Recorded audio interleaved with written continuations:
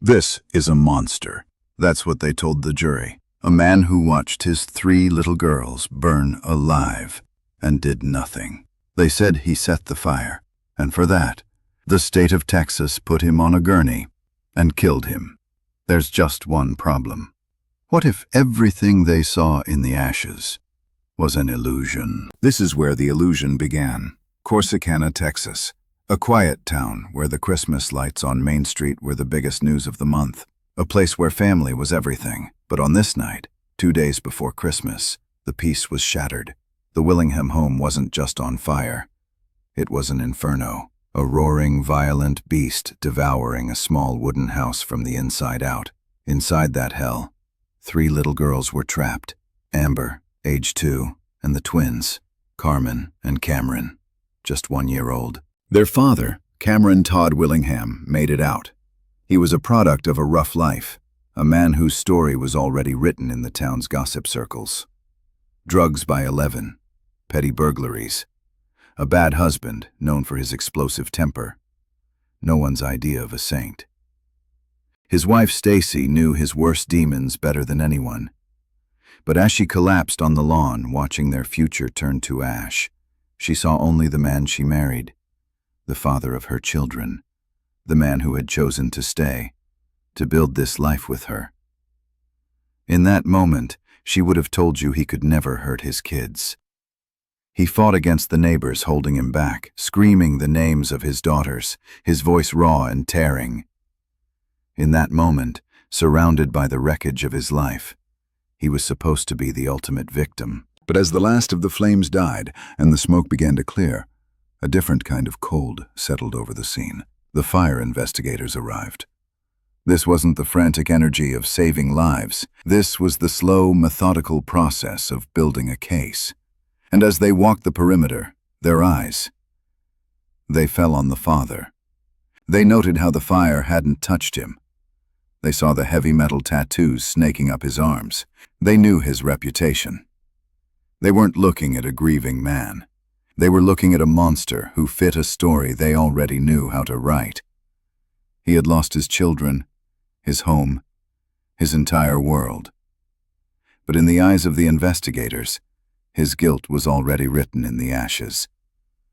The only question left to answer was, what did they see? So they have their suspect, the father who just doesn't seem right. But what did they actually find? Before we get into the so-called evidence, drop a comment and let me know what you think they're about to use to build this case. And hey, if this story has you hooked, go ahead and hit that subscribe button, because you won't want to miss how it unravels. In walk the experts. Deputy Fire Marshal Manuel Vasquez, Assistant Fire Chief Doug Fogg, 2 veterans of the flame. And you have to understand something about fire investigators in the early 90s. They were seen as part gunslingers, part fortune tellers. Men who could walk into a scene of total chaos and read the secrets left behind in the smoke. They believed a fire had a grammar, a logic, a story it was trying to tell. And to them, this story wasn't a tragedy. It was a confession, scrawled in soot and embers. They stepped across the threshold, their boots crunching on shattered glass, and the smell of wet, burnt wood thick in the air. They didn't see a family home. They saw a crime scene. And right away, they were certain. They just knew. The first thing that caught Vasquez's eye? The floor. These things. These dark, winding, river-like burns scarring the linoleum. He pointed his light. Pore patterns, he said. The kind of thing that looks like someone got happy with a can of lighter fluid and just drew with it. A liquid accelerant poured and then lit. That was the theory, the only explanation. Then they found this, under a window, on a door frame. Deep, ugly blisters in the wood, charred into a pattern that looked like reptile skin. They had a name for it. Sounded impressive, didn't it? Alligator charring. To them it meant one thing. This fire burned too hot and way too fast. unnaturally. A normal house fire, they thought, smolders and builds. This one, they believed, exploded. It was a fire in a hurry. A fire with help. Everywhere they looked, the story got clearer. The glass in the windows wasn't just broken, it was covered in this spooky, tight spiderweb pattern. Crazed glass, another check in the "this fire was intentional" box. Another sign of a fire that burned too rapidly. Pore patterns, alligator char, crazed glass.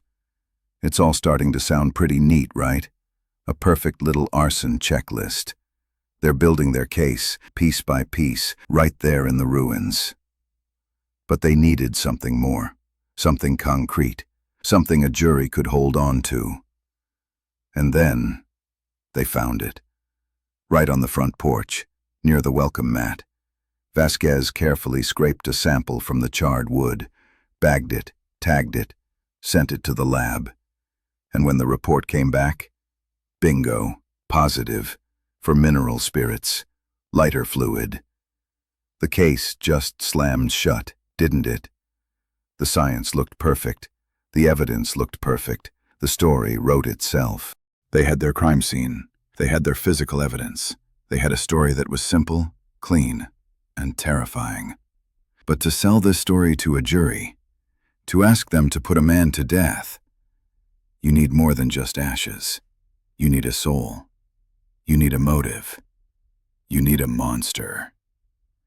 And they were about to build one. So how do you build a monster? In a courtroom, you start with the details, the little things, the things that make someone different.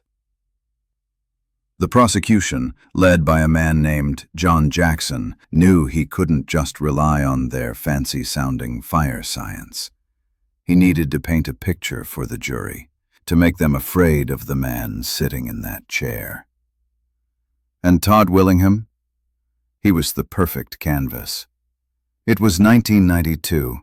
The satanic panic was still a fresh memory in places like Corsicana, and the prosecutor used it like a weapon. He brought up Todd's music, heavy metal. An Iron Maiden poster on his wall wasn't just a poster. Jackson suggested it was evidence of a satanic, death-obsessed mindset. A Led Zeppelin poster was proof of an interest in the occult. A skull tattoo wasn't just ink. It was presented as the mark of a depraved soul, a man who worships death. It sounds ridiculous now, doesn't it? Like something from a bad movie. But in that courtroom, to that jury, it was working. They dragged out his past, the drugs, the burglaries, the bar fights. They put a psychologist on the stand who said Todd fit the profile of a sociopath, without ever even speaking to him. They put his wife on the stand and twisted her words, made his temper sound like murderous rage. They even used the fact that he didn't cry on camera as a sign of his guilt. He wasn't grieving the right way. See how this works? They weren't just putting a man on trial. They were putting his entire personality on trial. They had the junk science. They had the character assassination. The jury saw a satanic, sociopathic monster, but the prosecutor needed one more thing. The final nail. The knockout punch that would erase all doubt. And then, just when they needed it most, a witness appeared. Like a miracle from a prosecutor's prayer, an inmate from the county jail. A career criminal named Johnny Webb. And he gets on the stand, and he tells the jury that Todd Willingham confessed. Told him every single horrific detail of how he spread the lighter fluid and how he set the trap for his own daughters. The perfect story. The final, damning piece of the puzzle. But there was something rotten about this miracle, something they didn't tell the jury about Johnny Webb, something that would stay buried for years. All right, so a jailhouse snitch appears out of nowhere with a perfect confession. Sounds a little too convenient, right? What do you think the prosecution offered this guy to get him to talk? Drop your theories in the comments. This is where the whole case starts to crack open, so if you haven't already, now is the time to hit that subscribe button. You're not going to believe what comes out next. It didn't take long. The jury bought every bit of it. The fire voodoo, the satanic panic, the jailhouse snitch. The gavel came down like an executioner's axe. Guilty, on all counts. And in Texas, for a crime like this, that meant one thing: death. Cameron Todd Willingham, the man who lost everything in a fire, was now officially the monster who started it.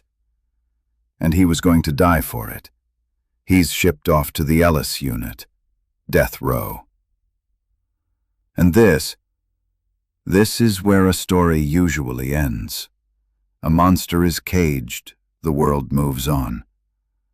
But for Todd Willingham, this was just the beginning of a different kind of hell. A slower, colder fire. 12 years, think about that. Over 4,000 days in a concrete box, waiting to die, for a crime you say you didn't commit.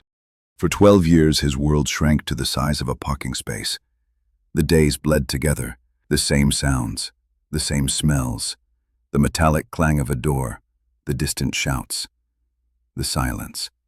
His appeals went nowhere, every motion denied, every hope crushed by the slow grinding gears of the system. The courts looked at the trial records and saw the same thing the jury did.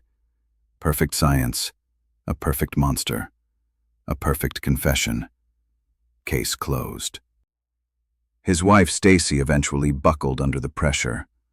Overwhelmed by the prosecution's story, she divorced him. Convinced of his guilt, he was utterly alone. All he had left were his words. He wrote letters, thousands of them, to anyone who would listen, to reporters, to lawyers, to innocence projects. He wrote and he wrote, screaming his innocence into a world that had already condemned him and thrown away the key. And for years, nobody listened. But while Todd was locked away, writing his letters to a world that wouldn't listen, something was happening out there. Something he couldn't possibly have known. The world of fire investigation, the world that had condemned him, was in the middle of a revolution. The old ways, the gut feelings, the fortune-telling that Vasquez and Fogg practiced, it was being challenged, replaced by physics, by chemistry, by repeatable, testable science. A new standard was being written, a guide called NFPA 921, and it was about to expose the so-called experts as frauds. All of that evidence that seemed so perfect at trial. It was all about to be revealed as junk. But would anyone think to look back at an old, forgotten case from Corsicana, Texas? A renowned scientist, a man with a PhD in chemistry, a fire expert who consulted on disasters all over the world. His name was Dr. Gerald Hurst, and in 2004, just as Todd Willingham's final appeals were running out, someone sent him the file. He opened it, and what he found inside wasn't just a mistake, it was a scandal. Okay, so the cavalry has arrived. A real scientist is finally looking at this case. What do you think is the very first piece of evidence he's going to tear apart? Let me know your guess in the comments below. We're about to put the entire trial on trial, and you're not going to want to miss a second of it. Hit subscribe. Let's go. This is Dr. Gerald Hurst. He's not a fortune teller. He doesn't read secrets in the smoke. He's a scientist, and when he got the Willingham file, he didn't see a confession in the ashes. He saw a profound, almost criminal, ignorance of the laws of physics. He sat down, not with a crystal ball, but with 12 years of scientific progress, and he began to dismantle the state's case, one piece of evidence at a time. The entire foundation of their argument, the so-called science that Vasquez and Fogg used to condemn a man to death, Hurst was about to prove it was nothing more than a collection of old wives' tales, and he started with the most dramatic piece of evidence, the so-called pour patterns. Remember those winding, river-like burns on the floor? The ones Vasquez was certain were drawn with lighter fluid? Hurst looked at the photos and saw something completely different. He saw the signature of a fully developed fire. A flashover. See, a fire in a small enclosed room like a child's bedroom builds up superheated gas at the ceiling. When that gas layer gets hot enough, over 1,000 degrees Fahrenheit, everything in the room ignites at once. Wood, plastic, carpet, everything. It's an explosion of heat. And when that fire burns itself out, the radiant heat is so intense it leaves, you guessed it, winding, river-like burn patterns on the floor. It's not a sign of arson. It's a sign of a normal, tragic house fire that got incredibly hot.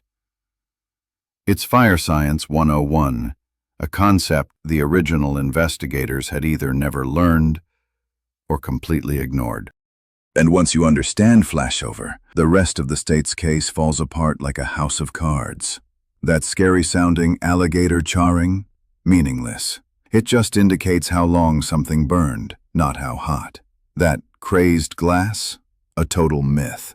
It doesn't mean a fire was fast and hot. It means hot glass got sprayed with cold water, which, you know, is what fire hoses do.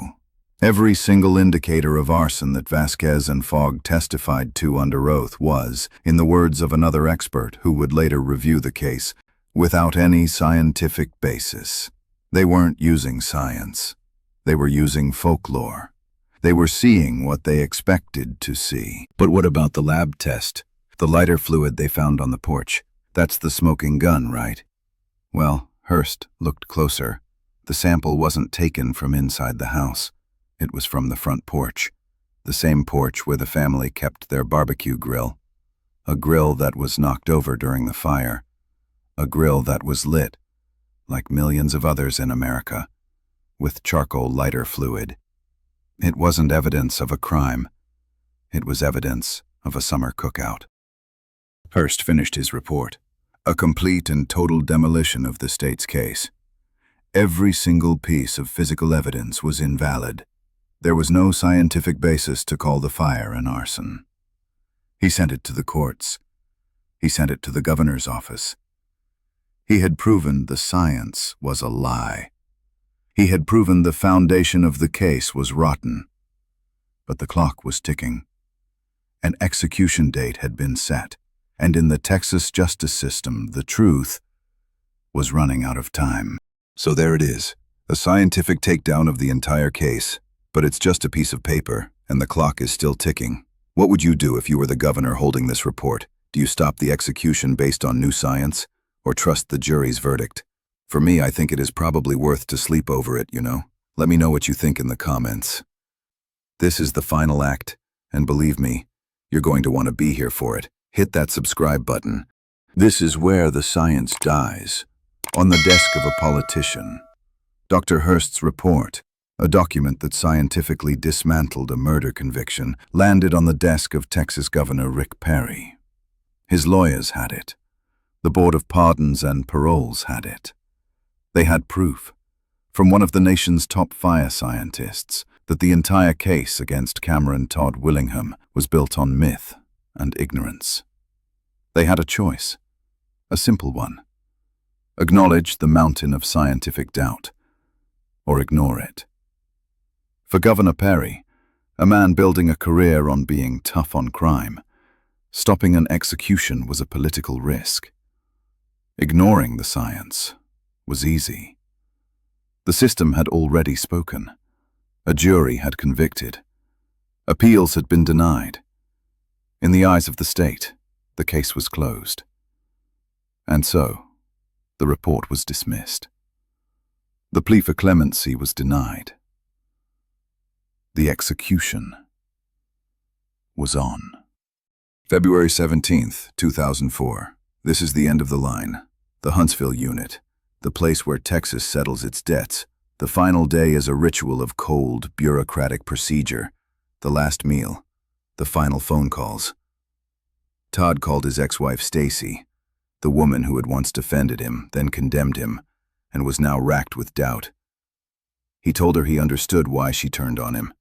He forgave her, but he made her listen one last time as he swore on his soul that he did not kill their children. Then came the final walk, the short, quiet journey to the execution chamber. He was strapped to the gurney. A microphone was lowered to his lips for his final statement. He looked through the glass at the witnesses. He saw the family of his wife. He saw the reporters. And he didn't ask for forgiveness. He didn't confess. He stared them down. His final words weren't a plea. They were a condemnation, an accusation aimed directly at the system that was about to kill him. He maintained his innocence, loudly, angrily. He cursed the name of his ex-wife's father, who he felt had turned Stacy against him. He was defiant to the very end. And then they started the drugs. A warden gave the signal. The flow of chemicals began. Sodium thiopental to put him to sleep. Pancuronium bromide to paralyze him. And potassium chloride to stop his heart. His eyes closed. His chest heaved once. And then he was still. At 6:20 p.m., Cameron Todd Willingham was pronounced dead. The monster was gone. Justice, they said, had been served. The state had its pound of flesh. The case was finally, officially over. A man was dead. The story was buried. But they forgot about one loose end. One final piece of the puzzle they thought they had locked away forever. Johnny Webb, the jailhouse snitch. And years later, tormented by his conscience, he was finally ready to tell the truth. What really happened in that jail cell. And why he lied. This is what a ghost looks like. This is Johnny Webb, years after the execution. The man whose testimony was the final nail in Todd Willingham's coffin. The man the jury believed. And now, he's ready to confess his own sins. He admitted it all. The story he told on the stand, about the detailed confession in the jail cell. It was a lie. Every word of it. Willingham, he now says, never confessed to anything. He only ever talked about his kids, about how much he missed them. So why? Why send a man to his death? The answer is as simple and as rotten as you can imagine. He was desperate. And the prosecutor, John Jackson, knew it. Webb was facing his own serious charges. He was a career criminal looking at a long time in a cage. And he says John Jackson made him an offer he couldn't refuse. Testify against Willingham. Tell the jury what I need you to tell them, and I'll make your problems go away. I'll get your sentence reduced. It's a classic deal with the devil, struck in the shadows of the justice system. Jackson, for his part, has always denied this, claiming he did nothing wrong.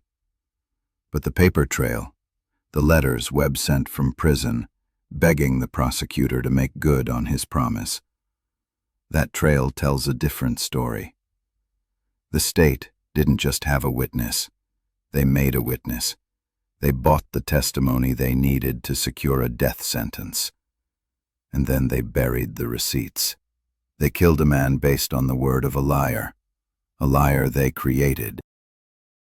And after the execution, after the story started coming out, after the New Yorker published a devastating investigation into the case, the pressure started to build. Texas had to do something, so they formed a new group, the Texas Forensic Science Commission.